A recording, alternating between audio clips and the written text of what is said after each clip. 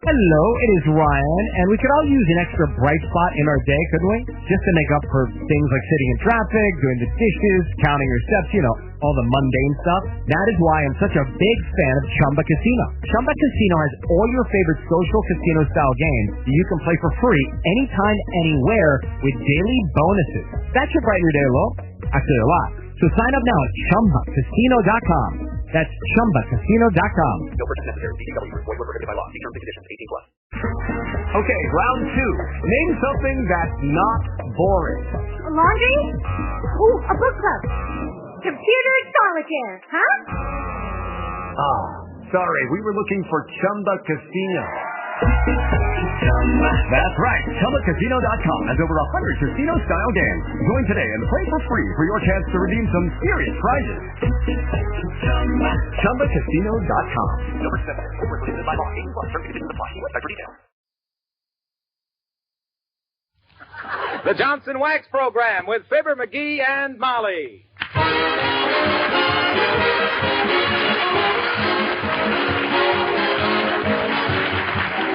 The makers of Johnson's Wax and Johnson's Self-Polishing Glow Coat present Fibber McGee and Molly, written by Don Quinn, with songs by Martha Tilton and the King's Men, and music by Billy Mills. The show opens with Love Is.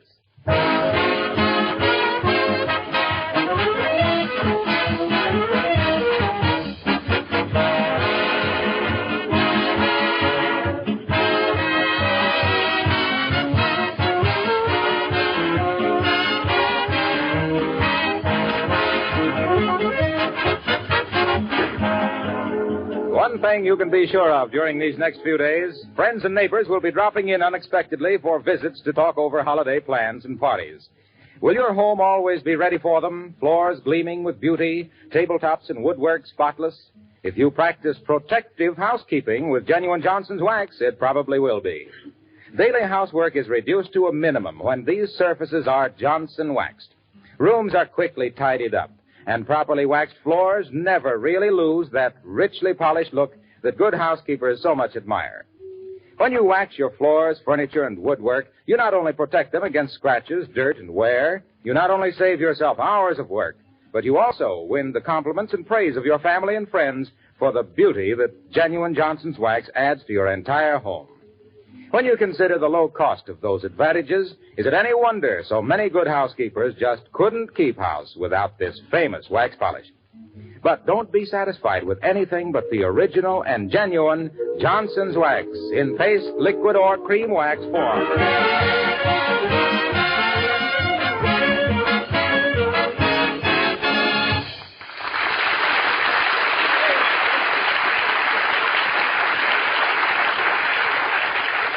This is the time of year when a man who can't suppress his curiosity should be handcuffed and blindfolded. For instance, a package came for the McGees today, which is almost certainly a Christmas present. And we invite you to an interesting discussion between Fibber McGee and Molly.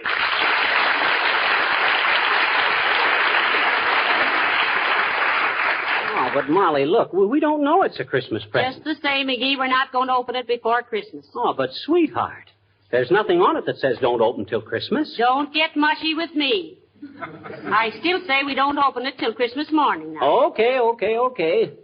I just wondered if it could have been them silver fox furs, that's all. I just wondered. What silver fox furs? Oh, never mind. We'll know Christmas morning. Well, I guess I'll run out the cigar store. McGee! Huh? What silver fox furs? Who's sending me some furs? How should I know? Well, you're the most exasperating. But this is exactly the size and shape of a box that would have a set of fox furs in it. Hey, cut that out. You can't open that. Not till Christmas. But, darling... Don't get mushy with me. You can't open it. Here, give me that package. You wouldn't let me open it, and I won't let you open it. Why do you pay any attention to me? I'm just a woman. I don't know anything. You're the man of the house, and what you say ought to go, dearie. Hand me the scissors. Here. Thanks. Uh-oh.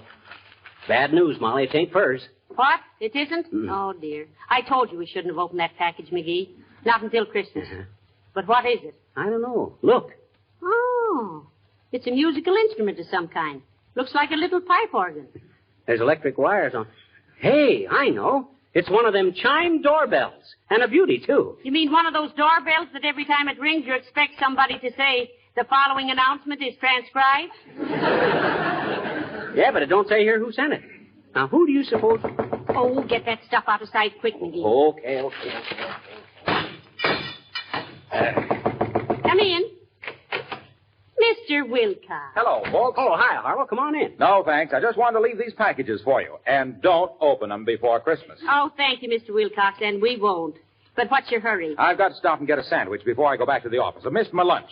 Well, Merry Christmas. Well, heavenly days. Now, there's plenty of cold chicken in the refrigerator, Mr. Wilcox, and a lemon meringue pie. Oh, boy, my favorite vegetables. But, gee, I hate to be any trouble, Molly. It's no trouble at all. It's no trouble at all. I'll just set out the chicken. Now, wait a minute. No, you don't. I'll find everything myself. Don't get up or I won't stay. Oh, well, go ahead, Wilcox, and easy on that pie. You got to watch them hips. Okay, I'll try to restrain myself. Well, we know he didn't send that doorbell. No, but I wonder who did. Oh, dear. Come in. Yeah. Oh, how do you do, Mrs. Uppington? How do you How do you do, Mr. McGee? And Mr. McGee? And a yippee-yoo side to you, Mrs. Hughes. Won't you slip out of your sables and squat a spell? Thank you, no, Mr. McGee. I came over to ask a favor of you. Oh, certainly, Abigail. Anything we can do, just ask us. Oh, yes. Unless you want me to take that pooch of yours for a walk. I draw the line at patrolling the precinct with that pie-eyed peak. Mr. McGee, Fifi does not enter into this matter at all. Besides, I believe she entertains the same aversion to you that you do to her. Well, that's a lot of entertainment for one man and a dog. But what can we do for you, Abigail, dear? Well, Mrs. McGee, I head the neighborhood committee to conserve waste paper for the government. I wish to ask you not to burn or destroy your waste paper and cardboard. Please save it, and I shall have a truck pick it up whenever you call. Why, sure. I'd be glad to help such a good cause.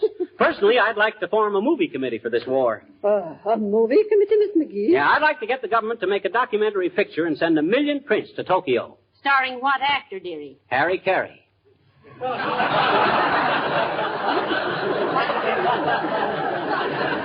By the way, Uppy, did you by any chance send us an electric chime doorbell for Christmas? No, I did not, Miss McGee.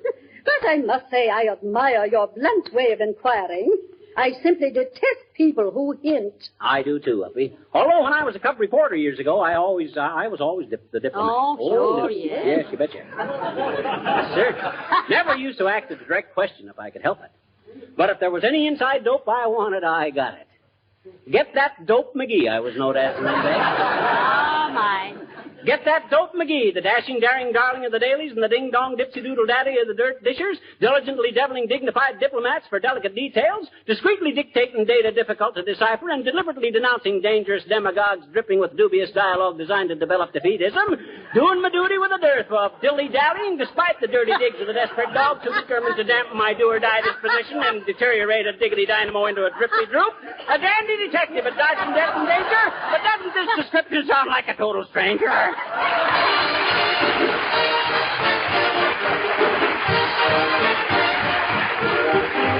Martha Tilton sings He's 1A in the Army and A1 in my From heart. coast to coast in this great nation, each man has got a classification. Pray tell me, what's yours? I've got a guy who's really something. This man of mine, he ain't missing nothing. No wonder I'm happy to say he's 1A in the Army and he's A1 in my heart. He's gone to help the country that helped him to get a start. I love him so because I know he wants to do his part For he's 1A in the Army, and he's A1 in my heart. And just in case you're quizzical, I'm gonna tell you now. He passed the toughest physical, he passed it, folks, and how? For I know why he rates so high on Uncle Sammy's chart. 'Cause he's 1A in the Army, and he's A1 in my heart.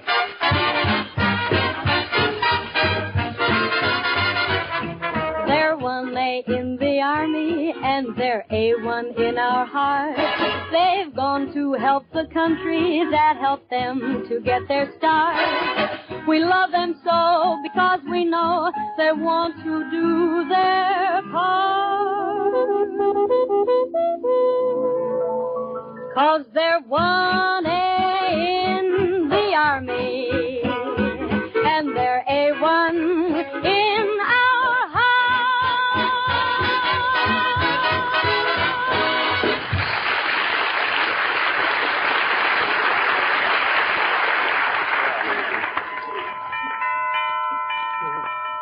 Hey, Molly, this is going to be a pretty snazzy doorbell, you know it? Yes, but who do we get to install it, dearie? An electrician? Nah, I can do it myself. Oh,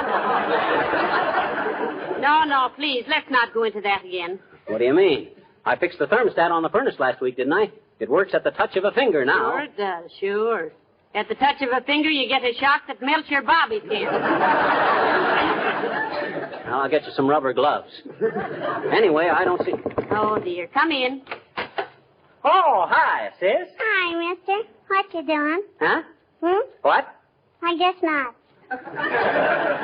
You guess not what? I guess you didn't know I was a businesswoman, mister. Oh, businesswoman, eh? Mhm. Well, just what branch of commercialism are you identified with, madam? Well, I says, what's your racket? Oh, a miserable toe. Huh? Miserable toe. I don't get it. You don't unless you pay for it, I betcha. Pay for what? Miserable toe. Well, that was a short ride, but I enjoyed it. Let's go around again. What's miserable toe? Oh, gee, mister, you know what miserable toe is. No. You hang it up on Christmas and it's got white berries on it. Oh, sure. Mistletoe. Mhm. Otherwise known as mug holly, lip lilac, and night blooming smush. My daddy calls it fracture cactus. Fracture cactus. Why, sis? Because once a long time ago, he started to hang some up on the chandelier and the chair broke and he fell down and fractured his leg. Oh. I says, oh. Oh. Well, mister, can we do any business? Only 25 cents a bunch. Okay. Bring me 2 bits worth, sis. Oh, thank you, mister. I'll deliver it first thing tomorrow and you can pay me the 35 cents. Fine. I'll be... Hey, wait a minute. You says 25 cents. What's the extra dime for? Tax? What do you mean, tax? There's no tax on mistletoe. There is unless you want to glue it up, mister. It's up to you. Come on. Smart little tyke. I'll bet she winds up selling Santa Claus a snood for his beard. Hey, Molly, do you suppose this doorbell runs on batteries or the regular house current or how? Well, why don't you experiment, little dearie? You're a wonderful lad with electricity. You really think so? Why, sure I do. Yeah. Who else could have wired the vacuum cleaner so it runs and hides under the Davenport every time I plug it in? Well, Oh! Heavenly days! Something's happened to Mr. Wilcox. Come on, McGee. Oh, no. Hey, what's the matter, Harlow? Hey, what you sitting on the stove for? I just blow-coated your linoleum. Meow. Huh? And I'm waiting for it to dry. Ooh. I've only got 15 seconds to go. Ooh, yikes! But you're sitting right on the pilot light, Mr. Wilcox. I know, but I don't want to jump down till the floor is dry. It takes 17 to 20 minutes. 20 minutes. Time's up. Well, turn around quick. I'll throw some water on you. That's it. Yeah. Oh, boy. That's better. Now, what was all this foolishness, Mr. Wilcox? I'm sorry, Molly, but when I came out here in the kitchen, I noticed your linoleum needed attention. Oh, I know, but I've been so busy shopping the last day or so that Oh, well, it wasn't bad, but I can't resist a linoleum that isn't perfect. So I grabbed a can of Johnson's self-polishing glow coat and spread some around with a long-handled plier. It's really fun to do, you know. Oh, yeah, we heard you screaming with joy, Harlow. Well, you see, the minute I had the floor all nicely glow-coated, and with no rubbing or buffing either, I hopped on the stove to let it dry, never realizing I was sitting on the pilot light. Well, thank you for polishing my floor, Mr. Wilcox. And I'm sorry you had to roast your rompers doing it. Oh, that's all right, Molly. Well, I'll be getting back to the office now. Did you have enough to eat, Harlow? Eat? Yes, eat. Did you find the chicken and the pie? Well, what do you know? I forgot all about eating. The minute I got out here, I started glow-coating the floor. If I'm not the darndest fool. Oh, well, I'll grab a bite downtown. Thanks anyway, folks.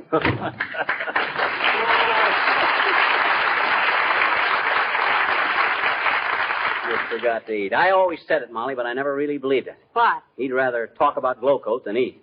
Well, I still hate to think about it. Oh, dear. I'd like to get paid by the door knock, McGee. At a nickel a knuckle, I'd be rich in a week. Come in. Oh, hi, Latrivia. Good day, Mr. Mayor. How do you do, Mrs. McGee? Hello, McGee. I just dropped in. Excuse me just a minute, Latriv. Look, did you send us an electric time doorbell for Christmas? I did not. I didn't send you anything for Christmas. You mean yet? McGee. Except for my immediate family and employees, McGee, I am putting my Christmas budget into defense bonds and stamps. Good for you, Mr. Mayor. We've got to back up our buck privates with our private bucks. Which is an old saying I just made up. Exactly. And now, McGee, you've been hounding me for a job with the city. Oh, I wouldn't say hounding you, Latrivia.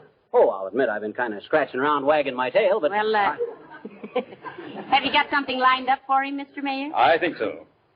Are we alone? Nobody here but us chickens, Latriv. McGee, how are you on disguises? Heavenly days. Detective work? How am I on disguises? Funny you should ask that, Latrivia. Why, when I was a cinder dick for the old TSR Railroad... What railroad was the TSR? The Topeka, Sauganash, and Rochester. Better known to the passengers as the 2 streaks of rust. When I was a detective on the TSR, Latrivia, I was known as the man with 1,000 faces. You had your choice of 1,000 faces and went back to your own?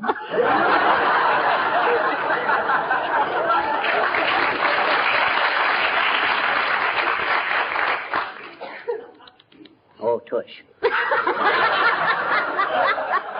I'll never forget the time I rounded up that gang of boxcar bandits around East St. Louis.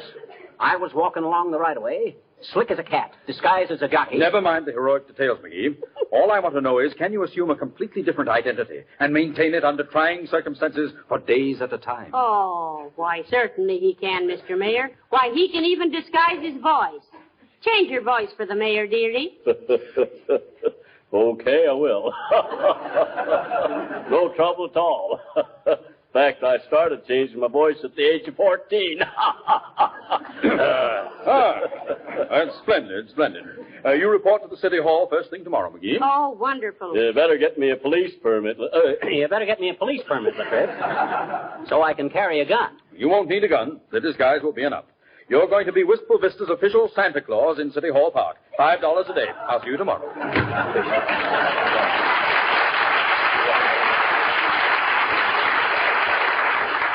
Well, man of 1,000 faces, it looks like you're holding the bag again. Why, that double-crossing political parasite. Who does he think I am? Santa Claus. I won't do it. I won't do it. He can't badger me into a beard and a bustle. No, sir. Well, here we go again. I got to hurry up and put this doorbell up. Yes, Molly. an ounce of prevention is worth 10 pounds on the door. Yeah. Come in. Merry Christmas, Mrs. McGee. Hello, little chum. My.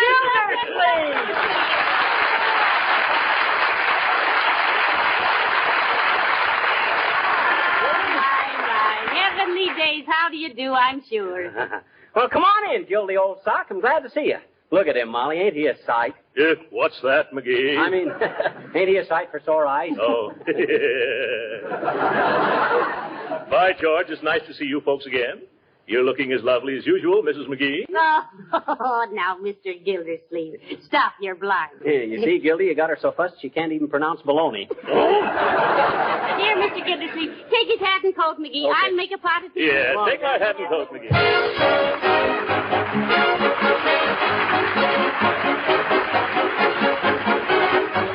The King's Men sing What Do I Want for Christmas? Ding dong, Christmas bells. I must make a wish for Christmas while their music swells. Ding dong, all year through. If my wishes are auspicious, I'll be needing you. Oh, what do I want for Christmas? Do you really want me to tell? Well, I want you for Christmas Day and every other day as well. I never hang up my stocking beside the chimney flue. My cup is full to overflowing, long as I just have you. A toy balloon is something I'd never use, but joy in June is something I can't refuse. If you want to know what I want most, if you want to know what to do, just merely say, let's name the day, for I want you. Ding-a-dong, ding-a-dong, ding-a-dong, ding. Everyone is writing, telling Santa what to bring. Why don't I just write and say, dear old Santa Claus, what do you want for Christmas? What do I want for Christmas? Oh, who ever heard of such a thing? And yet, you know, I miss the things you all have here at other seasons of the year.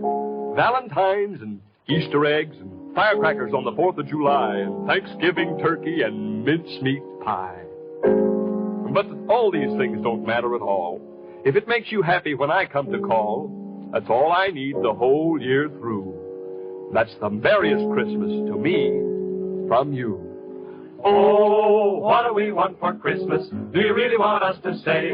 We hope old Santa has a very merry, merry Christmas day. Let's hang up all our stockings and fill them full of cheer, so Santa Claus will have a happy round trip this year. We know you're awfully busy visiting everyone alike, but though you may get dizzy visiting, never go on strike. If you want to know why we're singing and feeling the way we do, it's just because, old Santa Claus, we all love you.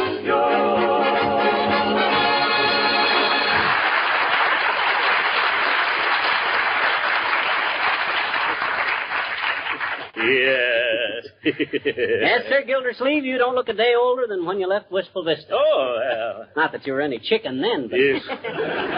Will you have another cup of tea, Mr. Gildersleeve? No, thank you. I should hope not. You've had 6. I have not. I've only had 5, McGee. What do you mean, 5? You had one at the coffee table, one while you were snooping through our Christmas cards, another while now, McGee. Stop. He's welcome to all the tea he can drink. Thank you, Mrs. McGee. My goodness. I never thought my little chum would ever begrudge Throckmorton P. Gildersleeve a miserable little cup of tea. What do you mean a miserable tea? My wife makes the best tea in the... I didn't say the tea was miserable. You did, too. You said it. McGee. He didn't mean that. He meant he was surprised you wouldn't want him to have all the tea he wants. Yes. Why, sure. Welcome to all he wants, big ninny. But tea's pretty stimulating, Throcky, old man. And to a guy your age with your blood pressure, it might make you just a trifle... What? What are you talking about, my age? Why, I'm still on the sunny side of 40. Maybe, but you got no more use for suntan oil, boy. I wish you boys would stop this. It's so nice to have an old neighbor drop in on us. You hear that, Gildy? Old neighbor. Even Molly thinks... Never mind what I think. I never saw him looking better. Going to be in town long, Mr. Gildersleeve? No, I've got to go to New York tomorrow, Mrs. McGee. Oh, hey, while you're in New York, Gildy, why don't you go see the picture we made together? You know, you and me and Molly and Edgar Bergen and Charlie McCarthy. Oh, yes. Look Who's Laughing. Where is it playing? Well, it has its New York premiere tomorrow at the Palace Theater, and Keith will be in Brooklyn. Oh. Yeah. So you better see it in Brooklyn, Gildy. You're one of them bums. You? Is that so? Speaking of bums, McGee, that was a bum joke of yours sending me that old lawnmower the other day. Why, it was yours, Mr. Gildersleeve. Didn't you want it back? Well, I thought it was a big, expensive Christmas present. So before I opened it, I went out and bought McGee a very costly easy chair with a built-in radio and everything. Gildy, I'm sorry. That lawnmower thing was just a gag. I sent you a real present yesterday. What? You did, McGee? Why, sure. I thought to myself, if Gildersleeve ain't worth $47.50 of my money... Oh, I'm sorry. I didn't mean to let the price slip out. $47.50 is none too much for Mr. Gildersleeve, McGee. Not that the price of the gift makes any difference. Of course it doesn't.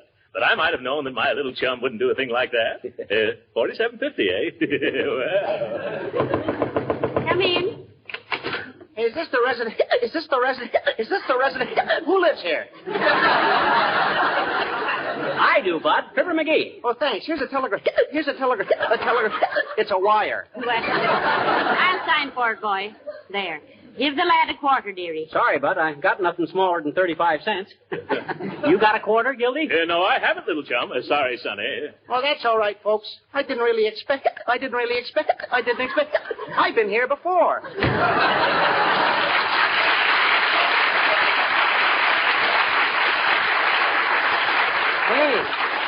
Hey. It's from Racine, Wisconsin. From the Johnson Wax Company. Oh, my. What do they say? It says, Dear Fibber and Molly, we are sending you under separate cover an electric chime doorbell. Stop. Oh, my. We are so tired of hearing that eternal door knocking. Stop.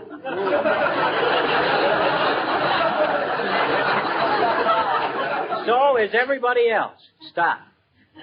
If every knock was a boost, you'd have a Crosley rating of 6,000.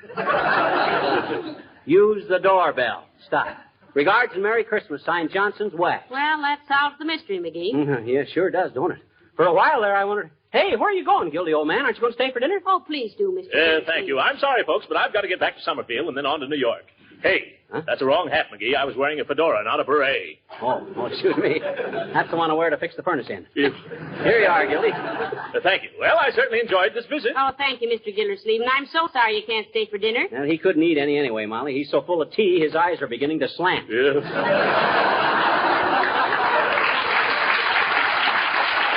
Well. Still the same old McGee, full of little smart cracks, he thinks. Well, I hope you enjoy your Christmas present, folks. I'm sure we will, Mr. Gildersleeve, and thank you very much. Yeah, and I hope you like the one I sent you, Gildy. I'm sorry I was so crude as to let the price slip out. Yes, $47.50. Well, certainly nothing to be ashamed of. Wow. Well, goodbye, folks, and Merry Christmas. Goodbye, Mr. Gildersleeve, and the same to you. So long, Crocky. Well, I'm certainly glad we found out who the doorbell was from, dearie. Me too. Hey, Molly. Yeah? What could I get Gildersleeve that would look like it cost around $47.50?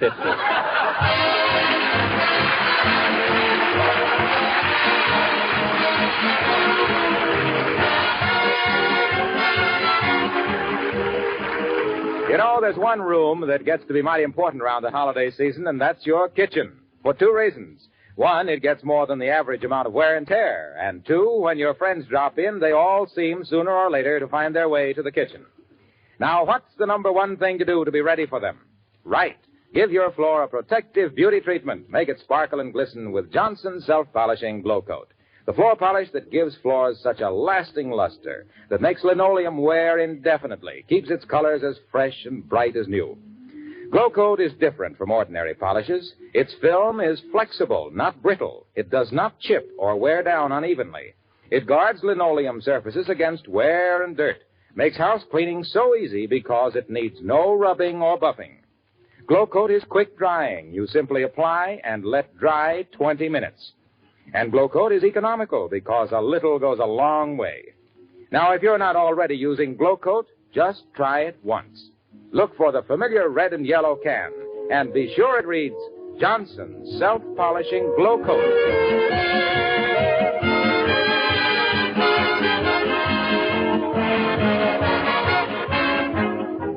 You know, Molly, it was nice to see old Gildersleeve again.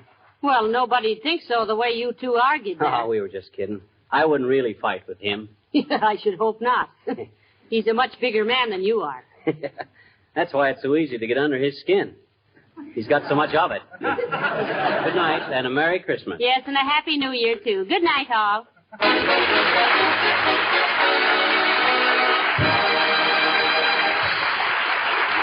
This is Marla Wilcox, speaking for the makers of Johnson's Wax Finishes for Home and Industry, inviting you to be with us again next Tuesday night. Good night. With automobile production again restricted, it's very important to take better care of your car. Don't let the finish deteriorate. Make it last. Keep it new-looking with Johnson's Car New, the sensational auto polish that both cleans and wax polishes with one application. 2 jobs in one, in less than half the time they used to take. For the sake of your car and for your own pleasure, buy a can of Johnson's Car New right away. It's spelled C-A-R-N-U. This is the Red Network of the National Broadcasting Company.